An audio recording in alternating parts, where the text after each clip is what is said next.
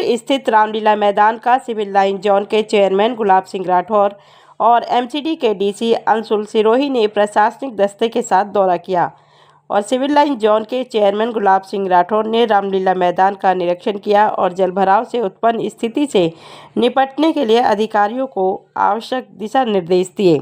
उन्होंने कहा कि इस रामलीला में हजारों भक्तजन आते हैं।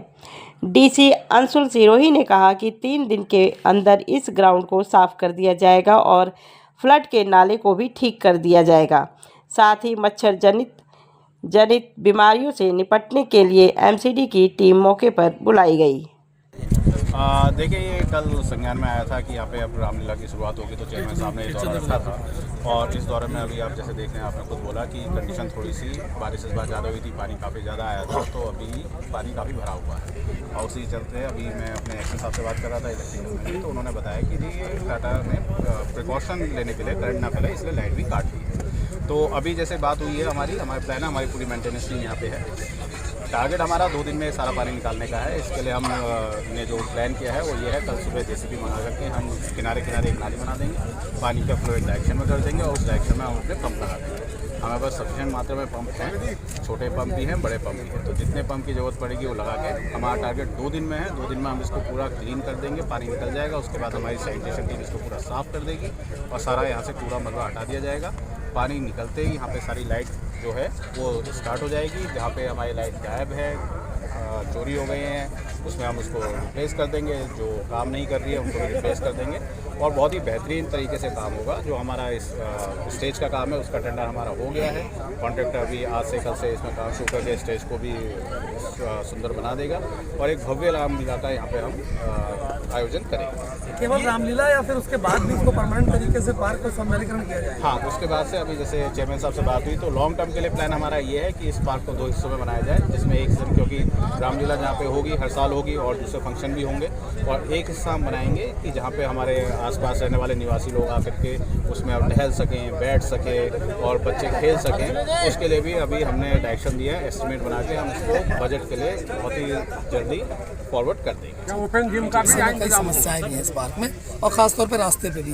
अभी अधिकारियों का दौरा हुआ, क्या कुछ इसमें आश्वासन दिया गया, क्या निर्देश दिया? आश्वासन देना तो काम बहाना होता है, हम लोग काम करने पे विश्वास रखते हैं। हमारे डिप्टी कमिश्नर, असिस्टेंट कमिश्नर, हमारे डीएचओ और तमाम अधिकारी ऐसे सब लोग यहाँ साथ में, हमारे यहाँ रामलीला कमेटी के प्रधान लोग सब लोग और समाज के लोग हैं साथ में।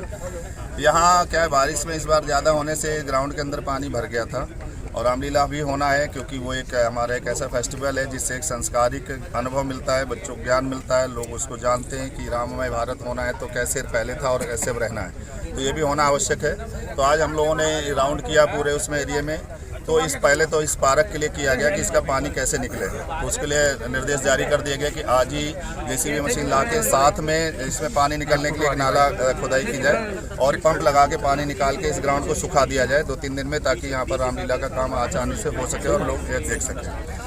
पीछे देखने में आ रहा है कि ये फ्लड विभाग ने यहाँ पर जो नाला बनाया है, रोड बनाया है, उसको कनेक्ट नहीं किया कहीं पर, जिसका पानी कहीं नहीं जा रहा है, सब का सब वहीं भरा हुआ है। उसकी बेड भी नहीं डाला गया, उसके अंदर जो है ना उसका ड्रेनेज का कोई प्रॉपर प्लान किया गया कि पानी जाएगा कहाँ।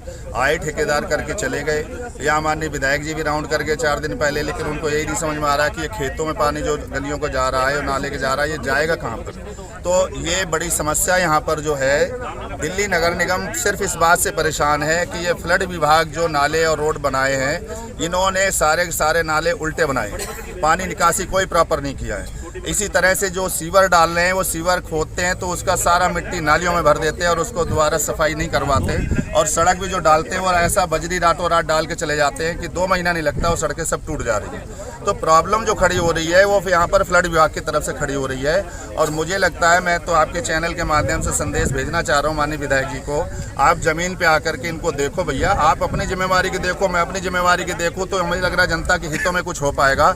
अन्यथा एक दूसरे को करते करते ठेकेदार लोग मौज ले रहे हैं और जनता यहाँ परेशान हो रही है।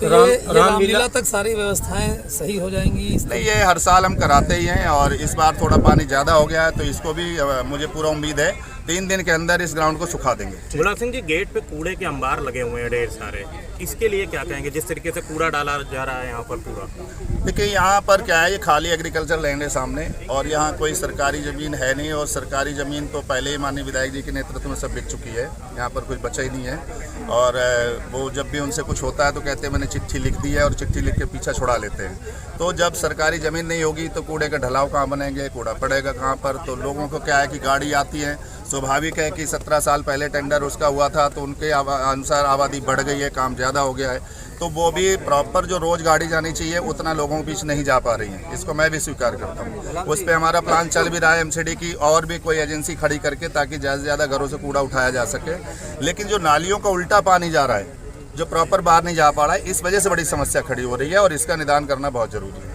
रामलीला के दौरान मच्छर भी होंगे, गंदगी भी फैलेगी, तो उसमें नगर निगम क्या क्या? नहीं, हम यहाँ पर देखिए बारिश से, और हम पहले इस पे सक्रिय थे, और मोस्टली सब जगह फॉगिंग भी हम बराबर करा रहे हैं और बहुत तेज़ी से इसको लेके चल रहे हैं। और यहाँ पर भी रेगुलर फॉगिंग होगी, रेगुलर फॉगिंग पहले भी होती रही, हम करते रहे, और इस बार भी और ज़्यादा फॉगिंग कराएंगे, और यहाँ दवाइयों का छिड़काव बराबर चले ताकि किसी को जनजनित बीमारियों से बचाया जा सके।